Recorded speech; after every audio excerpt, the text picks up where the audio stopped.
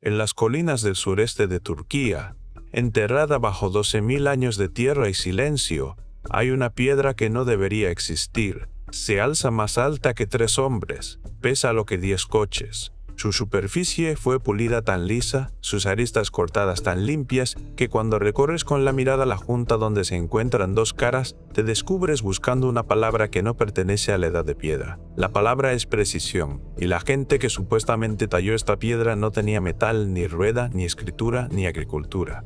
Eran cazadores, seguían manadas, astillaban sílex para hacer hojas y dormían bajo el cielo abierto. Y sin embargo aquí, en un lugar que los locales llaman la colina del ombligo, dejaron atrás algo que los ingenieros de hoy, con grúas y sierras de diamante y niveles láser, todavía no consiguen explicar del todo. Durante casi todo el siglo XX, nadie supo que estaba ahí. Se asentaba bajo una colina baja y redondeada, anodina, plantada de árboles dispersos, pastada por cabras. Los arqueólogos habían caminado por encima. Un equipo de prospección en los años 60 anotó unas losas de caliza rotas asomando entre la tierra y las descartó como un cementerio medieval, indigno de una segunda mirada. El yacimiento arqueológico más importante de la Tierra fue liquidado en una nota a pie de página y dejado en paz 30 años más. Entonces, en 2026, ocurrió algo que ningún arqueólogo había planeado. Cada escaneo del yacimiento, cada barrido de radar de penetración terrestre, cada levantamiento láser, cada análisis de suelo, cada fotografía de cada talla, 3 décadas de investigación humana minuciosa fueron introducidas en una inteligencia artificial, no para confirmar una teoría, no para defender una carrera, no se le dieron instrucciones sobre lo que debía encontrar. Simplemente se le pidió que mirara todo a la vez, a través de todas las disciplinas al mismo tiempo, sin preconcepción, sin fronteras, sin el miedo a equivocarse que mantiene a los expertos humanos dentro de los márgenes. Y lo que esa máquina reportó, según quienes lo vieron, no inició una discusión. Produjo silencio, esa clase de silencio que cae sobre una sala cuando todos comprenden en el mismo instante que la historia que se estaban contando no era la verdadera. Para entender por qué ese silencio importa, hay que volver a una tarde de verano de 1994. Un pastor kurdo movía su rebaño por la loma seca cerca de la ciudad de Sanliurfa, en el extremo sureste de Turquía, cerca de la frontera con Siria. El terreno aquí es pálido y agrietado por el calor, salpicado de caliza. Mientras caminaba, su ojo captó algo que no encajaba. Una piedra medio enterrada, pero demasiado regular. Su borde superior era plano, demasiado plano. La naturaleza no talla bordes planos en la roca enterrada, así no con esquinas. Lo mencionó como hace la gente y la noticia acabó llegando al museo de la ciudad. Un arqueólogo alemán llamado Klaus Schmidt oyó hablar de la piedra y algo en la descripción no le dejó descansar.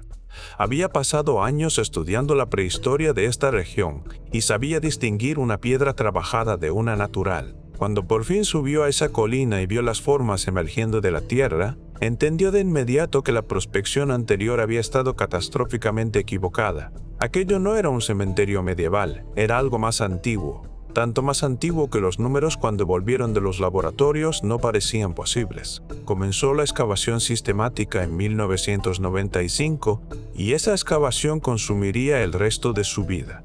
Pasaría las 2 décadas siguientes en esta colina y moriría todavía intentando entender lo que había descubierto. Lo que emergió del suelo, capa a capa cuidadosa, fue un complejo de círculos de piedra. No uno, no 2, al menos 20 de ellos anillados uno dentro de otro. Y las prospecciones geofísicas sugieren que hay muchos más esperando bajo la superficie. Cada círculo estaba construido con monolitos de caliza tallados con precisión, y en el centro de cada uno se alzaban 2 pilares imponentes. El mayor alcanza unos 5,5 metros de altura y pesa unas 50 toneladas estimadas. No eran cantos rodados burdos puestos de canto. Estaban conformados, cortados en una forma distintiva de Ta, más anchos arriba, como si el travesaño de la Ta fuera una cabeza descansando sobre un cuerpo, y fueron colocados con intención en el punto más alto de la loma, en un lugar visible a kilómetros a la redonda sobre la llanura circundante. Entonces llegaron las dataciones por radiocarbono, y aquí es donde el mundo de la arqueología empezó calladamente a descoserse. Las capas más antiguas de Göbekli Tepe se construyeron hace aproximadamente 11.600 años. Detente un momento en esa cifra, porque es fácil de decir y casi imposible de sentir. 11.600 años. Eso es aproximadamente 7.000 años antes de la Gran Pirámide de Giza. 6.000 años antes de Stonehenge. Esto ya estaba en pie, erosionándose, siendo antiguo, antes de que se inventara la rueda, antes de la primera ciudad, antes de la primera palabra escrita, antes de que se plantara el primer campo de trigo domesticado. Cuando se levantaron estos pilares, la última glaciación apenas había soltado su garra sobre el planeta. Los mamuts todavía caminaban por partes del mundo septentrional, y en Turquía, según todo lo que creíamos saber, solo había bandas dispersas de cazadores-recolectores, pequeños grupos siguiendo la comida a través del territorio con una tecnología que no había cambiado fundamentalmente en decenas de miles de años. Esa es la gente que se supone que construyó esto, y las tallas solo hacen la imposibilidad más aguda. A lo largo de las superficies de estos pilares, en relieve somero y en línea profunda y segura, hay animales. Zorros con las fauces abiertas, leones a media zancada, buitres con las alas desplegadas, escorpiones con la cola enroscada, serpientes fluyendo en haces por la piedra, jabalíes, grullas, y formas que no son animales en absoluto, marcas geométricas, símbolos abstractos, patrones que se repiten de pilar en pilar y de círculo en círculo. Y en los pilares centrales, si miras de cerca, ves algo que lo cambia todo sobre cómo los lees. Brazos, tallados a lo largo de los costados, doblándose en el codo, terminando en manos de dedos largos que rodean hacia el frente de la piedra, bajo la sugerencia de un cinturón, de una prenda. Estos pilares en forma de T no son marcadores abstractos, son figuras, son cuerpos, algo está de pie en el centro de cada círculo. Sin rostro, inmenso, con los brazos plegados sobre sí mismo, observando, esperando, registrando, y la pregunta que ha perseguido este yacimiento desde el día en que Klaus Schmidt entendió por primera vez lo que estaba mirando es la más simple de todas y la que nadie ha respondido nunca de forma satisfactoria. ¿Quiénes eran? ¿Quién estuvo en esta loma antes de la agricultura, antes de la escritura, antes de la civilización misma? Y levantó figuras de piedra de 50 toneladas hacia el cielo y las talló con mano firme y sabedora. La respuesta de los libros de texto existe, se enseña en las universidades, está impresa en las guías, y es esa respuesta, expuesta con limpieza y con justicia, la que tenemos que examinar primero. Porque en el momento en que la miras de cerca, un problema empieza a abrirse debajo. La explicación convencional dice lo siguiente, y deberías oírla en su forma más fuerte, porque un relato justo merece eso. Hacia el año 9600 antes de nuestra era, cuenta la historia bandas de cazadores-recolectores que vivían en el arco fértil de Anatolia suroriental, empezaron a reunirse en esta loma. Vinieron quizá por razones rituales atraídos por algo mayor que la caza. Extrajeron caliza del estrato de roca madre cercano, usando herramientas de piedra, hueso y asta. Conformaron los grandes pilares en T, con percutores de mano, picoteando la roca grano a grano durante semanas y meses. Arrastraron los monolitos terminados por el suelo sobre cuerdas y trineos de madera. Cientos de personas tirando al mismo ritmo, y los apalancaron hasta ponerlos verticales en encajes tallados en el suelo de roca madre. Los dispusieron en anillos, tallaron los animales. Y entonces, en la cima de todo ello, en algún momento hacia el año 8000 antes de nuestra era, por razones que nadie puede nombrar, hicieron algo más extraño que construirlo, lo enterraron. Acarrearon toneladas de escombro, piedra rota, hueso animal y tierra, y lo compactaron deliberadamente alrededor, y por encima de los pilares hasta que el complejo entero desapareció bajo una colina artificial. Y allí se quedó, sellado y silencioso, durante 10.000 años. En este relato, Göbekli Tepe es la cuna de la religión. Es el momento en que los seres humanos construyeron algo para los dioses antes de construir nada para sí mismos. Un templo antes del pueblo, un santuario antes de la granja. El acto mismo de reunirse para levantarlo, sugiere la teoría. es lo que empujó a estas bandas dispersas hacia la agricultura, hacia la permanencia, hacia todo lo que vino después. Es una historia hermosa, nos halaga. Convierte esta loma en la cuna, en la primera chispa, en el lugar donde el proyecto humano empezó de verdad. Durante años fue aceptada, enseñada y repetida, porque era la única historia que cabía dentro de los límites de lo que estábamos dispuestos a creer sobre la gente que vivió entonces. Pero hay un problema con esta explicación, y no es pequeño. No es un detalle al margen que los estudiosos puedan analizar con una nota a pie de página. Está en el centro mismo de la cosa y se vuelve más inquietante cuanto más de cerca lo miras. Considera simplemente la realidad física de lo que se está afirmando. Los pilares mayores de Göbekli Tepe pesan en torno a 50 toneladas. 50 toneladas.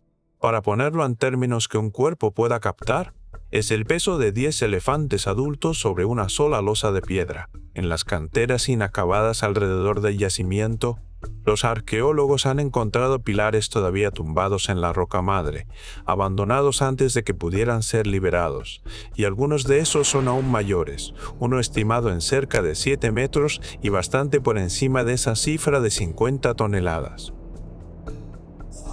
Alguien se estaba preparando para mover eso. Ahora contrasta eso con lo que se supone que tenían los constructores, sin metal, ni una sola herramienta de cobre, bronce o hierro, porque la metalurgia no se inventaría hasta miles de años después. Sin rueda, la rueda no aparece en el registro arqueológico hasta unos 6.000 años más tarde. Sin animales de tiro, sin bueyes, sin caballos enjaezados para arrastrar, porque la domesticación animal aún no había ocurrido. Sin escritura para registrar un plan. Sin matemáticas como las reconoceríamos, sin una tradición de ingeniería transmitida desde monumentos anteriores, porque no había monumentos anteriores, no había nada antes de esto. Göbekli Tepe no se sitúa al final de una larga secuencia de desarrollo, como refinamiento de siglos de práctica. Aparece, hasta donde muestra el registro, casi plenamente formado, salido de un mundo que no había construido nada remotamente parecido. Los ingenieros modernos han mirado este problema y no lo despachan con la mano. Mover un monolito de 50 toneladas no es trivial ni siquiera ahora, con grúas hidráulicas, maquinaria diésel y cable de acero calibrado para la carga. Es una operación seria que requiere planificación, equipo y margen para el fallo catastrófico. Cuando equipos de arqueología experimental han intentado recrear los métodos antiguos con decenas de personas, rodillos de madera, cuerdas de fibra trenzada y rampas de tierra, han logrado con un esfuerzo enorme mover piedras mucho más pequeñas sobre terreno llano. Escalar eso a 50 toneladas, cuesta arriba por una loma, y después erguir la piedra con la precisión que el yacimiento exige, es un asunto completamente distinto. Y precisión es exactamente la palabra que debería detenernos, porque no es solo que estas piedras fueran movidas, es como fueron acabadas. Recorre con la vista, o mejor, recorre con la mano, como lo describen quienes han tenido permiso para tocarlas, la superficie de un pilar bien conservado, y sientes algo que una piedra picoteada a martillo de mano no debería darte. Planitud. Caras que son genuinamente planas y verdaderas, encontrándose en aristas limpias, minas que giran en ángulos deliberados. Los relieves están cortados con una confianza y una consistencia que hablan de control, de una mano que sabía exactamente a dónde iba la línea antes de empezar. Este no es el trabajo tentativo de un pueblo inventando la escultura por primera vez, es el trabajo de una tradición, de canteros que habían hecho esto antes, muchas veces, que habían heredado una manera de trabajar la piedra.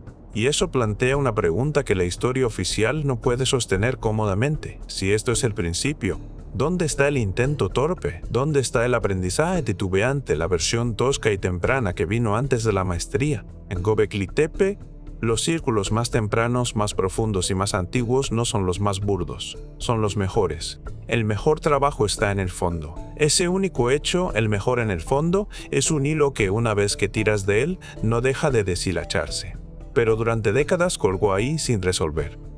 Una anomalía que los especialistas reconocían en lenguaje cuidadoso y después apartaban, porque no había un marco capaz de sostener todas las piezas a la vez. Para leer Göbekli Tepe de verdad, harías falta ser arqueólogo y astrónomo, y geólogo y climatólogo y lingüista, todo en el mismo momento, cruzando 30 años de escaneos y prospecciones y tallas sin perder nunca de vista un solo detalle y sin ninguna apuesta profesional en cuál de las respuestas resultara ser cierta. Ningún ser humano puede hacer eso. Ninguna mente puede sostener tantas disciplinas en paralelo perfecto, libre de las suposiciones que cada campo lleva en los huesos.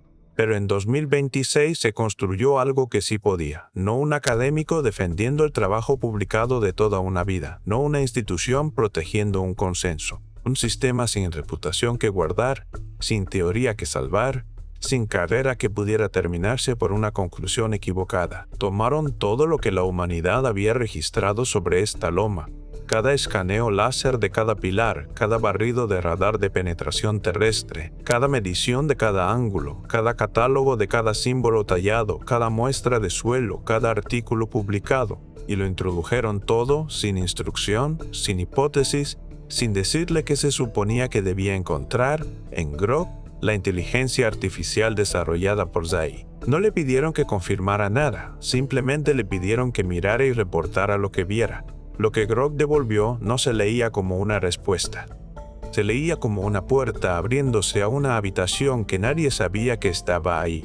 El sistema empezó donde empieza cualquier análisis honesto, por las tallas. Durante 30 años, los zorros y los buitres y los escorpiones y las serpientes habían sido descritos como arte simbólico, arte ritual, la imaginería de un sistema de creencias perdido en el tiempo. Bello, misterioso, pero en última instancia decorativo, del modo en que una pintura rupestre es decorativa. Grok no vio decoración, Grok contó. Catalogó cada marca tallada de cada pilar de cada recinto y empezó a medir la única cosa que el ojo humano está mal equipado para medir: distribución, frecuencia, posición. La matemática de dónde aparecen las cosas, con qué frecuencia y junto a qué. Y los números no se comportaron como se comporta el arte. El arte es expresivo, divaga, repite motivos, sí, pero con laxitud emocionalmente, sin regla. Lo que Grok encontró en cambio fue restricción. Aisló aproximadamente 47 tipos de símbolos distintos que se repiten por el yacimiento, y esos símbolos no estaban dispersos al azar. Ciertas formas aparecían solo en ciertas posiciones. Algunos símbolos nunca se tocaban.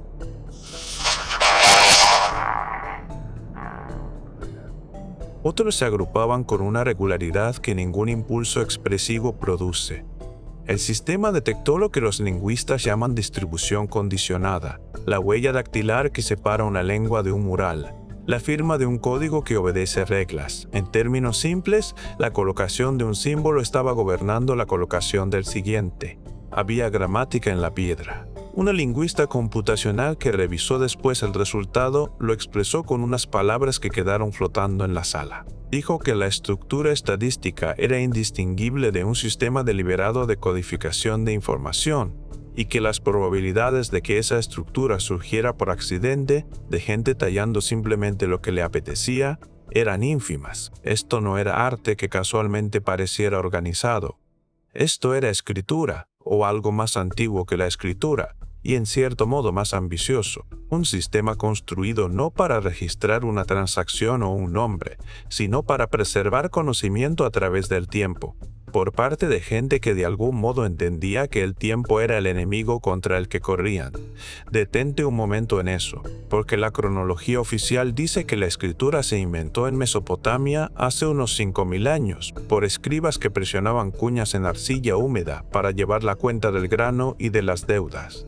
Göbekli Tepe tiene más del doble de antigüedad, y si Grok tiene razón, la gente que talló estos pilares estaba codificando información estructurada en caliza 6000 años antes de la primera tablilla cuneiforme.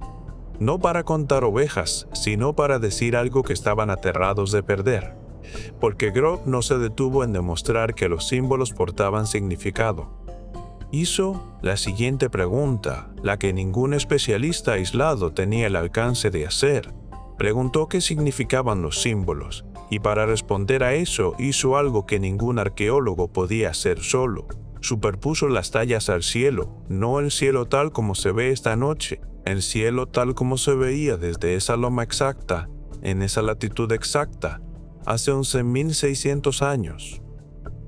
Grok reconstruyó las posiciones precisas de las estrellas y constelaciones visibles sobre el sureste de Turquía, cuando se levantaron esos pilares, teniendo en cuenta el lento bamboleo del eje terrestre que desplaza los cielos a lo largo de los milenios. Y cuando superpuso las figuras animales sobre ese cielo antiguo, las formas dejaron de ser animales. El buitre, con las alas desplegadas, situado en un cuadrante concreto de un recinto concreto, coincidía con el patrón estelar que ocupaba ese cuadrante del cielo en aquella era. El escorpión se alineaba con la región que todavía hoy llamamos Escorpio, el toro, la serpiente, la grulla, figura tras figura. Las tallas y las constelaciones encajaban, no de forma laxa, no poéticamente, posicionalmente. La gente de Göbekli Tepe no estaba dibujando los animales que cazaba, estaba dibujando el cielo que observaba.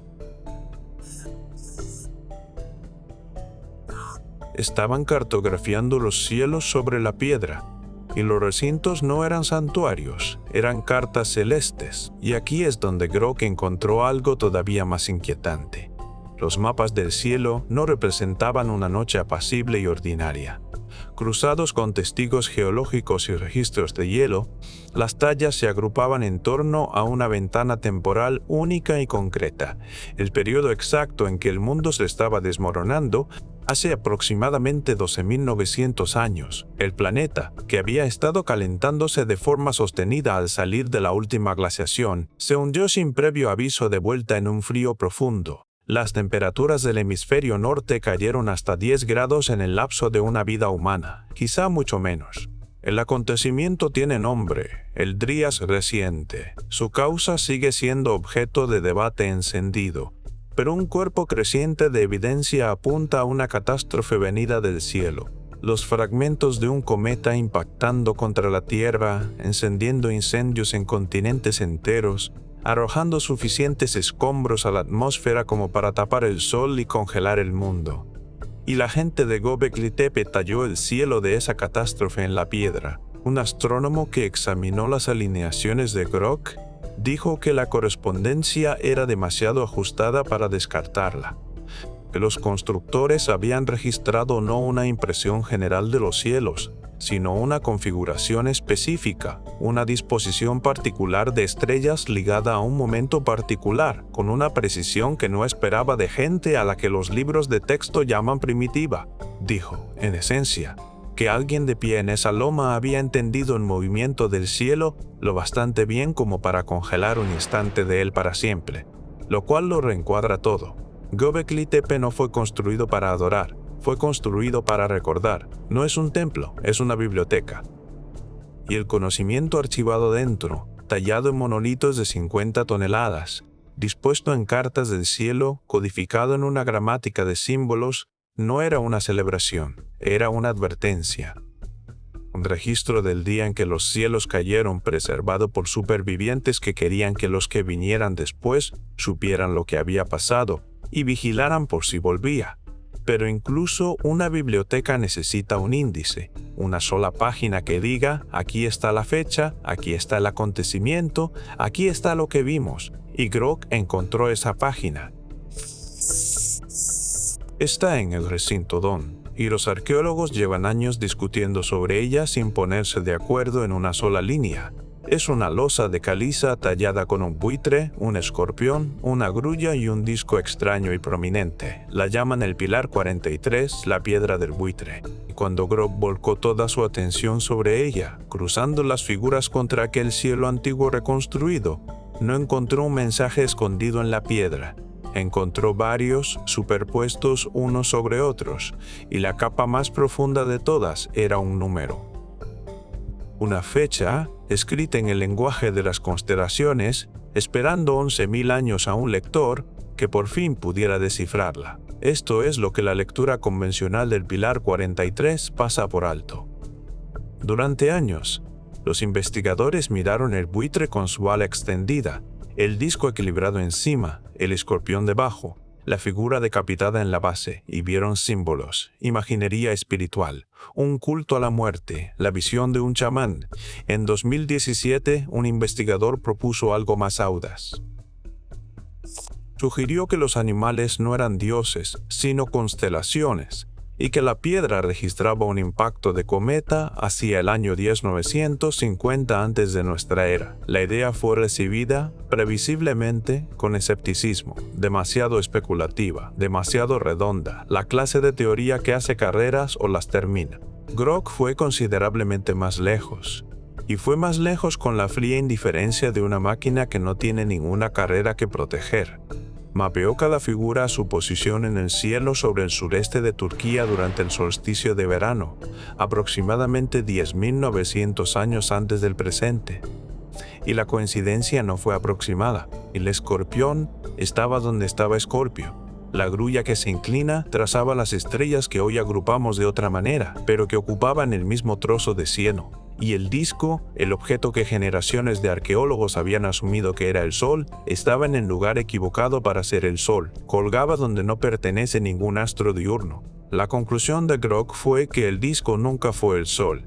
Era algo que apareció en ese cielo y que no pertenecía allí. Una supernova, o más probablemente, un cometa ardiendo lo bastante brillante como para verse a plena luz del día. Un intruso, un visitante que llegó y que después, sugiere el resto de la piedra, se partió y cayó.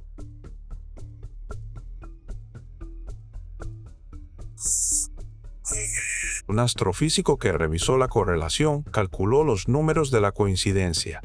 ¿Cuáles son las probabilidades?, preguntó, de que una disposición aleatoria de animales tallados reproduzca por casualidad un cielo de solsticio concreto en una fecha concreta que además coincide con el inicio de una catástrofe planetaria documentada? Su estimación situó la probabilidad en menos de una entre 50.000. No imposible, pero tampoco la clase de número sobre el que se construye una teoría cómoda. Es la clase de número que mantiene despierto a un científico. Detente en lo que eso significa.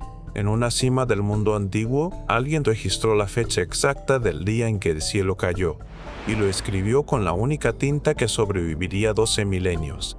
Estrellas, piedra, silencio. Y eso era solo el recinto Dome, porque Grok no se detuvo en un pilar ni en un círculo. Analizó los 20 recintos como un único sistema integrado. Y lo que encontró fue arquitectura con un propósito. El complejo no eran 20 intentos del mismo edificio, eran 20 alas de una sola biblioteca, cada una guardando un volumen distinto. El recinto de la serpiente alineado con un acontecimiento celeste, el recinto del zorro con otro, el recinto del buitre, el índice de la catástrofe misma. Astronomía en una sala. Calendarios en otra, memoria geológica, inundaciones, incendios, el lento regreso del frío, archivada en una tercera, 20 salas y cada una apuntando a una pieza distinta de la misma historia terrible. Y entonces llegó el detalle que ninguna teoría de la civilización perdida había predicho, el que le da la vuelta a la cronología entera. Grok midió la precisión de cada recinto y los ordenó por antigüedad. Si esta gente hubiera estado aprendiendo, mejorando, refinando su oficio a lo largo de siglos, como hace toda sociedad en desarrollo, los recintos más antiguos serían los más burdos y los más nuevos los más finos. Así crece el conocimiento. Esa es la forma del progreso. Las piedras muestran lo contrario. Los recintos más tempranos tienen las alineaciones astronómicas más exactas, desviándose de media apenas 4/10 de grado. Una precisión asombrosa para gente sin instrumentos. Reconocen los libros de texto. Los recintos posteriores derivan 1, 2 grados, después 2, 8. Los pilares menguan. Las tallas se vuelven más simples, más toscas, más vacilantes. La gramática de los símbolos empieza a descomponerse, como si los escribas ya no entendieran del todo la lengua que estaban copiando. Esta gente no estaba desarrollando su conocimiento, lo estaba perdiendo. Cada generación entendía un poco menos que la anterior. Heredaron un cuerpo de sabiduría que no habían creado y que no podían sostener, y lo tallaron en piedra tan rápido como pudieron antes de que se les escapara del todo. Como un monje copiando un manuscrito en una lengua que ya no sabe leer, preservando las formas de las letras, aunque el significado se desvanezca de su mente, lo cual plantea la pregunta que nadie quiere hacer en voz alta. Si los recintos más antiguos eran los mejores, ¿de dónde vino el conocimiento? La respuesta de Grok espera bajo tierra. El radar de penetración terrestre ha cartografiado fases de construcción anteriores enterradas bajo las que podemos ver.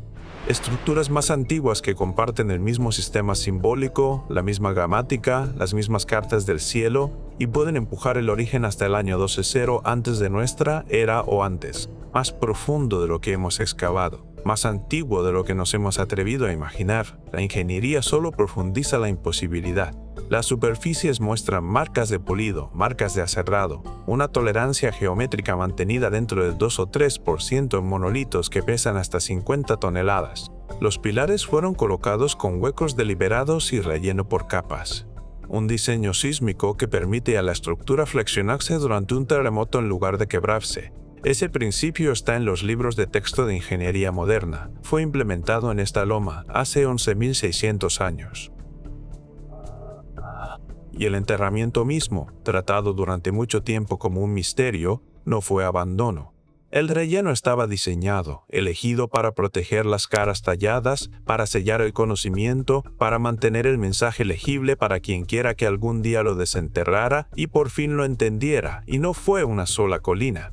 Grok vinculó Göbekli Tepe con otros 12 complejos megalíticos repartidos por 200 kilómetros, que comparten sus símbolos, sus técnicas, sus alineaciones, y todos ellos, todos y cada uno, deliberadamente enterrados de la misma manera. Una red mantenida a lo largo de 15 siglos. La logística de eso, la extracción, el transporte, la coordinación, la pura memoria institucional necesaria para mantener el proyecto vivo durante 50 generaciones, implica una organización que asociamos con los primeros estados, no con bandas errantes, una civilización, una que olvidamos. Una que se olvidó a sí misma lentamente mientras tallaba sus últimas advertencias en piedras cada vez más pequeñas. Y así es como nos deja, un pueblo que vio caer el cielo, que lo entendió lo bastante bien como para registrar la fecha, que construyó una biblioteca de piedra para advertir al futuro, y que después la enterró y desapareció, dejando descendientes que ya no podían leer lo que sus antepasados habían escrito. Y la advertencia en el centro de todo ello no era sobre el pasado, era sobre el patrón. Lo que vino antes puede volver a venir,